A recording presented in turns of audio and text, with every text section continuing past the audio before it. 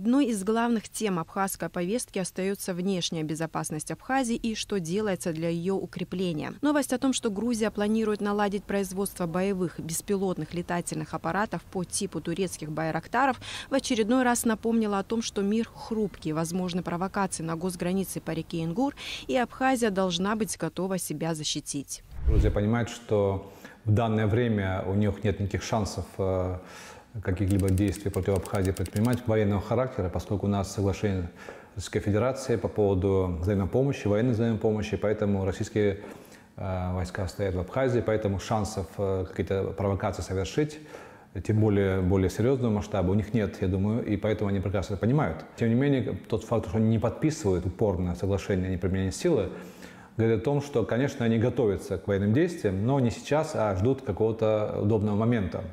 К счастью, он не наступает, и, надеюсь, он никогда не наступит. Но, тем не менее, конечно, им терять нечего, теперь у них большое, поэтому тем более война в Карабахе показала, что в современных боевых действиях очень трудно обойтись без именно беспилотников, которые очень большую информацию доставляют без риска для живой силы.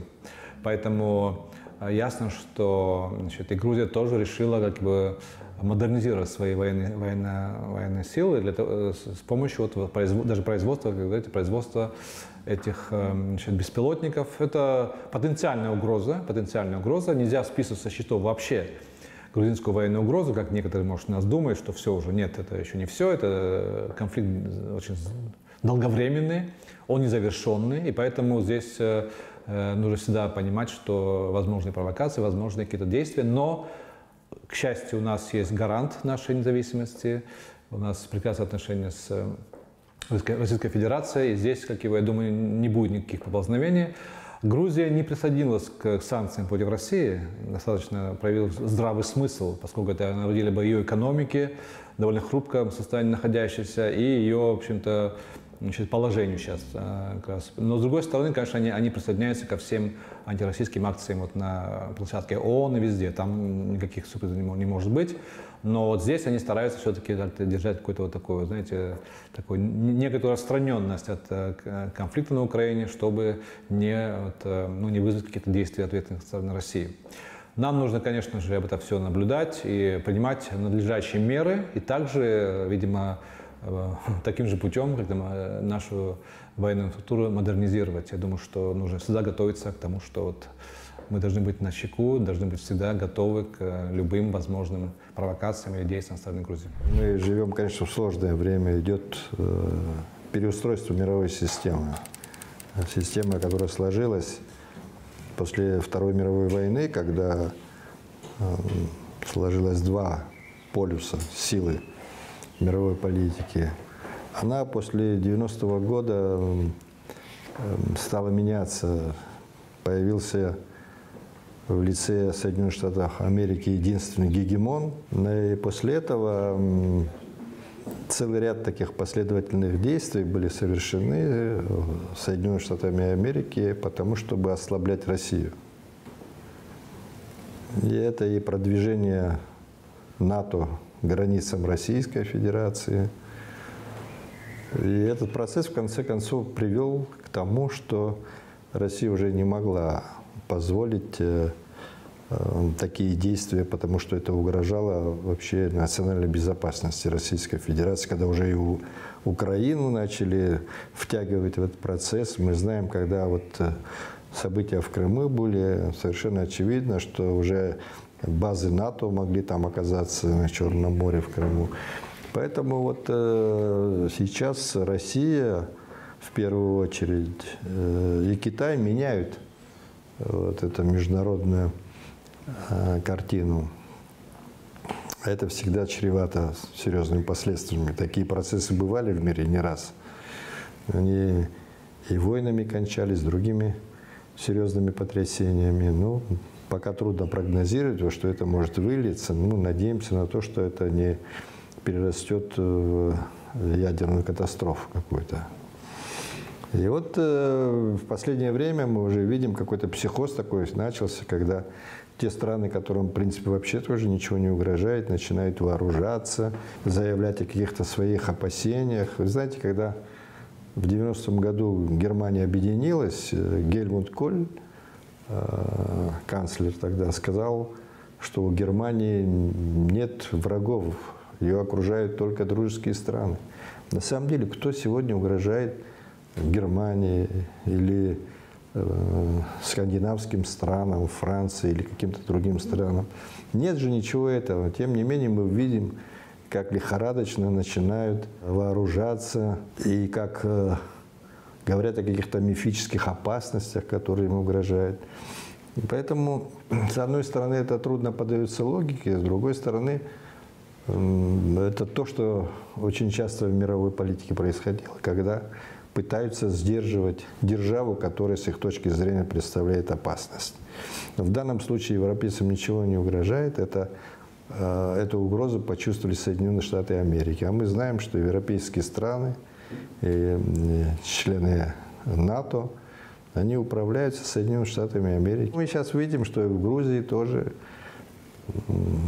тут ожидать того, что они начнут выпускать байрактары, и заменит просто здесь ситуацию. Но это нереально, потому что у нас есть все-таки стратегический союз, самая мощная армия в мире, это российская армия. И здесь мы достаточно надежно защищены. Именно поэтому, когда там были призывы к руководству Грузии поддержать операцию на Украине, они воздержались от этого, потому что прекрасно понимают, чем это чревато для безопасности самой Грузии. Этот фактор, конечно, не может нас не беспокоить. Мы тоже должны думать о своей безопасности и обороне, потому что у нас на самом деле есть угроза. Российские военные базы в соответствии с договорами надежно прикрывают весь периметр госграницы с Грузией. Тем не менее, как отмечают эксперты, следует улучшать военно-техническое обеспечение абхазской армии, расширять круг контактов с другими странами и различными международными организациями. Конечно же, хорошо бы расширять круг контактов с Белоруссией и с другими странами по СНГ, с организацией ОДКБ, да. Это, конечно, замечательно было бы, но это не так просто, учитывая нашу непризнанность. Здесь, конечно, нужно активизировать наши возможности по признанию со стороны и Беларуси, и других стран. Какие-то контакты есть, я думаю, что кто-то ведется, какие-то контакты ведутся, проводятся, но это не так просто, такой простой вопрос на самом деле. Потому что без признания Абхазии, конечно, мы не можем быть даже наблюдателем в ОДКБ, к сожалению, пока еще у нас шансов мало на это. Но работу в этом отношении нужно проводить и, естественно, укреплять отношения с нашим стратегическим партнером. Такая двуединая задача, параллельная и очень важная. Грузия оснащается и поддерживается Соединенными Штатами Америки и другими европейскими государствами. Но у нас тоже, я уже сказал, тоже в отличие от Грузии, у нас есть стратегический союз с Российской Федерацией. В договоре прямо записано, что в случае войны Российская Федерация выступит на нашу защиту и наоборот. Мы тоже за защиту России выступить должны в этом случае. Грузия такого союза не имеет, стратегического союза ни с НАТО. Давно добивается этого, но пока этого не произошло, надеюсь, не будет. А что касается армии, да, мы постоянно следим за этим. Совсем недавно тоже инспектировали с вице-президентом, до этого с президентом. Есть много проблем, конечно. В любой армии мира есть проблемы. Возьмите любую армию, даже ту же американскую армию, которая, как они считают, самая сильная в мире, они тоже вам скажут, что у них есть проблемы. Участвовать в женевском формате тоже нужно, убеждены эксперты. Необходимо доносить собственную объективную информацию до мирового сообщества. При этом прорывных решений от дискуссии никто не ждет. Для того, чтобы попасть даже наблюдателем каких-то на площадках ООН, нужно очень сильно лоббировать со стороны целого ряда государств. Это большая работа. Там только Палестина достигла этого такого уровня, и поэтому здесь не так просто. Насчет нашего участия в переговорах, вы можете иметь в виду, то я уже много раз об этом говорил. вот, что переговоры идут по поводу ситуации на Южном Кавказе, в Закавказье, и поэтому и касается нас напрямую, это вопрос безопасности, поэтому нам нужно там находиться в любом случае, когда речь идет о нашей безопасности, о нашей стране. Вот. Кроме того, я думаю, что даже само присутствие, да, вот нашей делегации на переговорах на равных условиях со всеми другими делегациями, вы знаете их состав, оно укрепляет субъектность Абхазии на международной сцене. Это очень важно, что мы выступаем как субъект, как называют, когда у нас имеется агентивность, у нас субъектность есть. Поэтому даже присутствие наше, если там даже нет каких-то прорывов, сенсаций, они не могут быть, потому что дипломатия игра в долгую. Это очень сложный, кропотливый путь, но, как говорится, капля камень точит. Он не бессмысленный, он имеет смысл, но просто нельзя ожидать быстрых результатов. Вот в этом его особенность. Вот. И те, кто ожидает каких-то прорывов, они просто не понимают, о чем говорят. Вот у нас бывают какие-то разы. А зачем на эти переговоры, что мы там приобрели? Мы приобретаем правосубъектность, международную правосубъектность нашего государства. Это очень дорого стоит.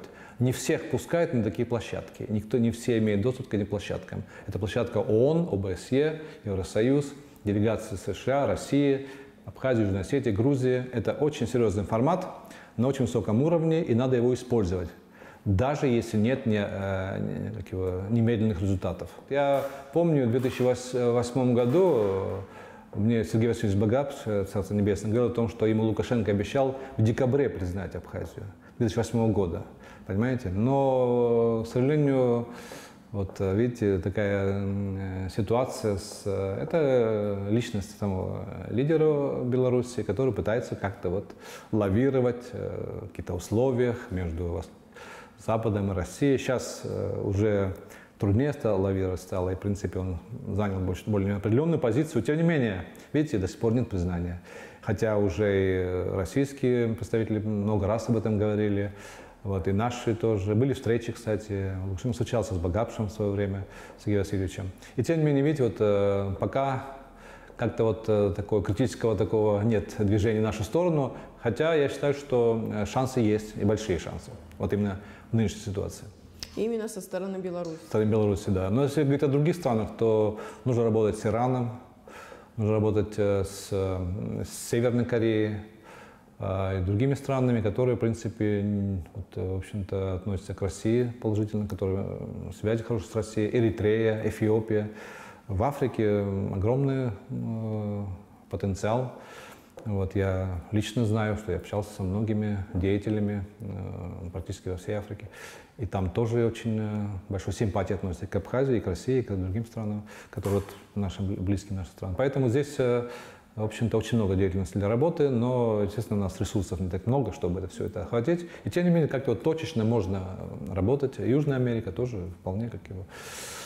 Юго-Восточная Азия. Ну сейчас было признание со стороны Сирии, это, конечно, огромный шаг вперед. И тоже надо развивать отношения с Египтом, очень перспективная страна.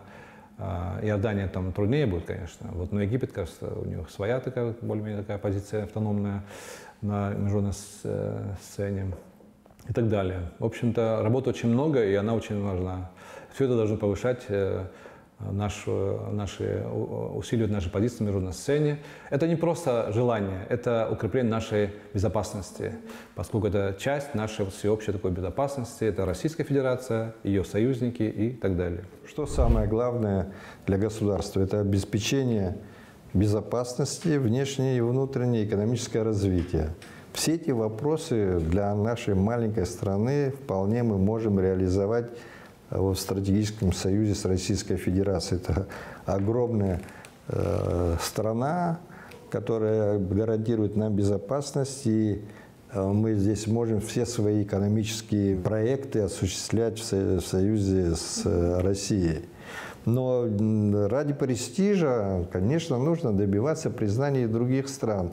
Но в практическом плане это, с моей точки зрения, хоть я и много лет возглавлял Министерство иностранных дел, особенно кроме престижа, особо пока что нам ничего не может дать. Но мы же видим, у нас кроме России же есть взаимное признание с другими государствами. Это больше носит такой символический характер, потому что в практическом плане мало что это дает. Вот. Поэтому нам нужно усилить все свои движения, связанные с нашими союзническими взаимоотношениями с Россией и в военном отношении, и в экономическом отношении.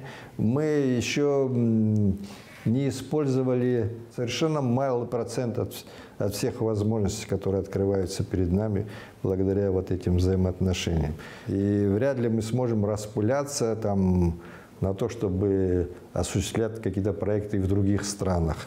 Нам бы вот это здесь, которое вот нам дано, и нет никаких особых проблем, нам бы решить эти вопросы. А что касается с Грузией, вы знаете, я тоже об этом часто говорил и выслушиваю всякие нападки. Но если у нас есть конфликтные отношения с Грузией, если мы соседи и никуда друг от друга не денемся, нужно же разговаривать. Если в обществе есть опасения в связи с тем, что там байрактары появляются или Грузия вооружается, это что? Опасения того, что может быть война? Если есть такие опасения, значит, надо разговаривать. Нужно налаживать с соседями добрососедские отношения. Да, была война, 30 лет прошло уже. Надо разговаривать. И надо сделать так, чтобы угрозы войны не было ни от Грузии, ни от какой другой страны. Как упростить режим пропуска на госгранице по реке Псоу? Да так, чтобы пограничный пункт не был ликвидирован, суверенитет страны не пострадал, но при этом людям было комфортно проходить пункты паспортного контроля. В качестве примера приводится граница между Россией и Белоруссией, где нет никаких контрольно-пропускных пунктов, а проверки выборочные. Понимаю вот такие опасения, да, со стороны общества. Но, тем не менее, вот мы же очень долго просили российскую сторону облегчить процедуру пересечения границы. Вот я по этому поводу выступал, кстати, вот, когда на переговорах был. Вот. Это было наше желание, чтобы, поскольку на границе существуют разные режимы, да, режимы пропуска, облегченные, полноценные и так далее. Вот у нас сейчас полноценные. Вот. Если бы был бы упрощенный, да, то есть не надо было бы... А упрощенно это как? Ну, не надо было все машины рассматривать, не надо было вот так долго, значит, проверять идентичность. Надо просто, если есть человек, допустим, его данные есть, уже можно просто посмотреть, что данные уже есть. Они пересекают многие границу, а они как-то по новой все это как бы с нуля. Вот это потом, значит, много вопросов задают, все такое. Хотя, тем более россияне, у россиян, да, как-то вопросы задают такие, которые вот для пересечения границы. А есть еще упрощенные, как вот например, между Белоруссией и Россией вообще нету. Но поскольку они у них союзное государство, но ведь можно... А какая там граница? Скажите, как? Она прозрачная просто. Они просто, там нет таможни, таможенство есть, может, они не проверяют. Как в Евросоюзе. Вот въезжаешь и все, там нет никакой проверки. То есть, вот может какой-то найти золотую середину, да, чтобы была проверка с обеих сторон, но облегченная, то есть не полная, вот полноценная такая, как сказать, может, выборочно как-то проверяли. Здесь вот реакция была немножко острая такая, как будто такое ощущение, что вообще граница убирается. Нет, граница остается, и контроль остается, но он не тотальный контроль, да, а вот такой выборочный, когда вот есть какая-то есть вот, ну, вот, так сказать, подозрение в ком-то, да, в переходящем. Посмотрите, у него документы вот отдельно, правда, но не всех подряд. А сейчас всех подряд, что вызывает огромную очередь, естественно. И я считаю, без большой необходимости. Вот нет такой необходимости у этих россиян, которые приезжают сюда отдыхать в тысячами, да, вот допрашивать их, всю как бы, всю информацию у них проверять. Там у них же есть база данных по всем таким людям. Просто легко можно проверить, что это человек, который себя выдает. Паспорта тоже нормальные. В общем, здесь нужна не ликвидация, да, контроля, а упрощение. Вот это нужно. И мы за это ратовали очень много раз в наших переговорах и в медиа, я думаю, по другим площадкам. Вот этого мы хотим. То есть не снятие границы, а упрощение режима пересечения границы. Вот это в этом разница. При этом и таможенные службы остаются? Все остается. Все остается. Все работает? Все работает. Просто выборочно проверяют тех людей, которые вызывают некоторые подозрения, скажем, да, но не тотально всех. Вот я думаю, вот это было бы для нас идеально, а не полностью снятие границы, либо вот сохранение того, что сейчас есть. Это тоже нормально, мне кажется. Поскольку у нас отношения между государствами очень хорошие. Нет необходимости такой большой контроль устраивать. Тем более, что можно параллельно устроить, вернее, организовать жесткий контроль на границе на Ингуре, да, чтобы не было оттуда каких-то таких угроз. Чтобы это можно сделать. Там абхазские пограничники, российские пограничники. Это можно, хотя граница большая, конечно, сложная, но тем не менее. Там один только пропускной пункт, в принципе, да, поэтому можно легко там все организовать. А там ослабить. Об этом, кстати, Путин говорил, что вот по мере укрепления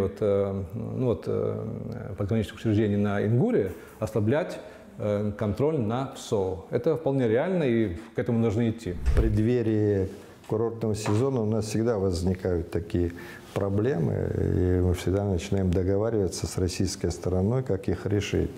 Вот на этот раз это обсуждение происходило в Думе, но там речь шла о том, чтобы облегчить переход границы, а не упразднить границу.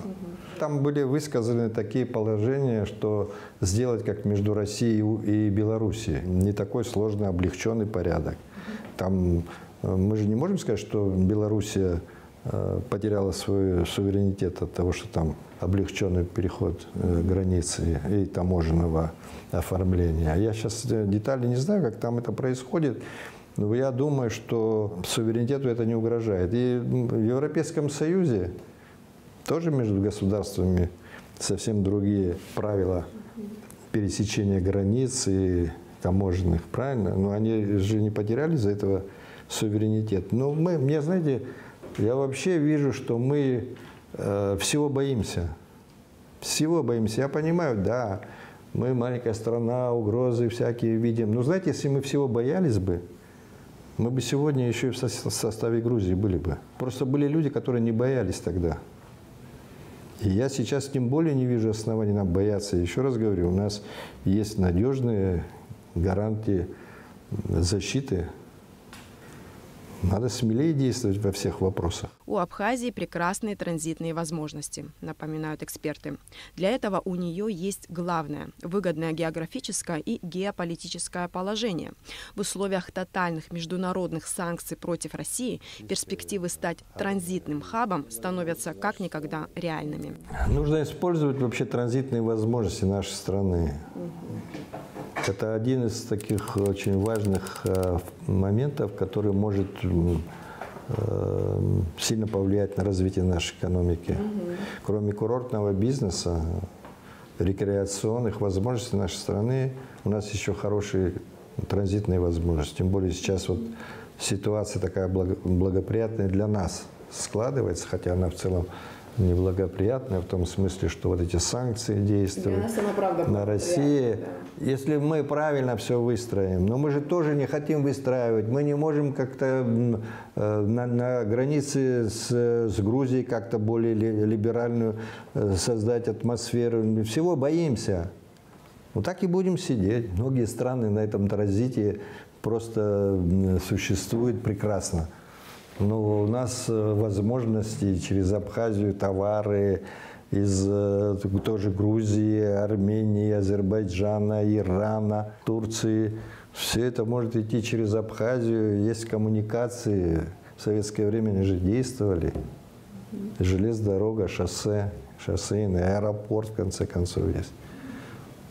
Ну, все это нужно задействовать. Но для этого надо разговаривать. Для этого нужно смелее быть. Международный кризис затягивается, но у Абхазии, как это ни странно, появились хорошие возможности развиваться и самостоятельно зарабатывать. Конечно, если верно использовать изменившиеся геополитические реалии.